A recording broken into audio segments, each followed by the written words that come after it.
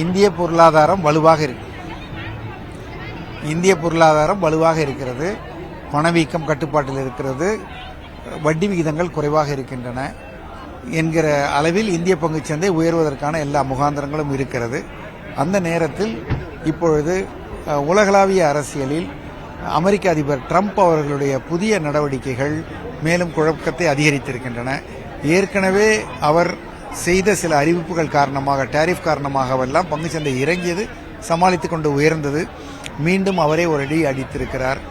அது தவிர இப்பொழுது வந்திருக்கிற குவார்டர்லி ரிசல்ட்ஸ், காலாண்டு முடிவுகள், குறிப்பாக ரிலையன்ஸ் போன்ற நிறுவனங்களுடைய லாப முடிவுகள் எதிர்பார்த்த அளவுக்கு அதிகமாக இல்லை என்பதில் முதலீட்டாளர்கள் ஓரளவுக்கு அச்சமாக இருக்கிறார்கள்.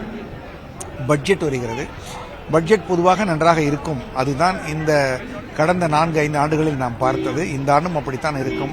ஆனாலும் கூட லாபத்தை பதிவு செய்யலாம், எச்சரிக்கையாக இருக்கலாம் என்கிற எண்ணம் இருக்கலாம். தங்கமும் வெள்ளியும் தொடர்ந்து விலை உயர்கின்றன. அதில் மாறுபாடாக முதலீடு செய்யலாம், அந்த அனுபவம் நன்றாக இருக்கிறது என்றும் நினைக்கலாம். மொத்தத்தில் ஏறுமுகமாக இருந்த பங்குச்சந்தை இறங்குவது மீண்டும் ஏற வேண்டும். ஆனால் ஏறுவதற்கான முகாந்திரம் இப்பொழுது தென்படவில்லை. ஏதாவது புதிய செய்திகள், வலுவான செய்திகள் வர வேண்டும். அமைதி ஒப்பந்தங்கள், டாரிஃப் நீக்கங்கள், பட்ஜெட்டில் நல்ல அறிவிப்புகள், இவைதான் ஃபாரின் இன்ஸ்டிடியூஷன்ஸ் இன்வெஸ்டர்ஸ் மீண்டும் இந்தியாவுக்குள் வருவதற்கு உதவியாக இருக்கும்.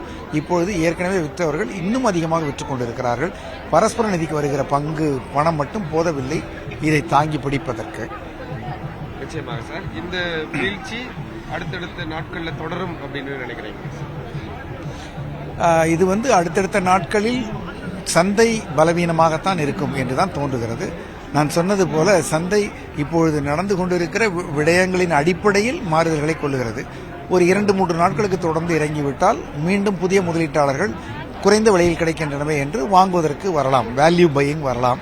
ஆனாலும் கூட பட்ஜெட் இன்னும் சில நாட்களில் வர இருக்கிற காரணத்தினால் பெரிய முடிவுகளை எடுக்க மாட்டார்கள். அதனால் சைடுவேஸ் அல்லது டவுன் என்பது போலதான் தெரிகிறது.